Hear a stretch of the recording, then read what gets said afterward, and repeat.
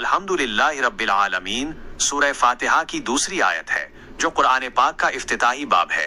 ये इस्लाम में ईमान और शुक्रगुजारी का एक बुनियादी बयान है। इसके मानी और तफसीर तशरीह की तफसील ये है। लफ्जी तर्जुमा। इसका लफ्जी तर्जुमा है, तमाम तारीफें अल्लाह ही के लिए हैं जो तमाम जहानों का रब है। अल्फाज की तफसील। अलहम्द अलहम्दु, इसका मतलब है तमाम तारीफ या तमाम शुक्र। शुरू में आल का इस्तेमाल ये जाहिर करता है कि तारीफ की तमाम सूरतें अपनी मुकम्मल शक्ल में सिर्फ अल्लाह ही के लिए हैं। इसमें ज़बानी तारीफ और तारीफ व ताज़ीम के अंदरूनी एहसासात दोनों शामिल हैं।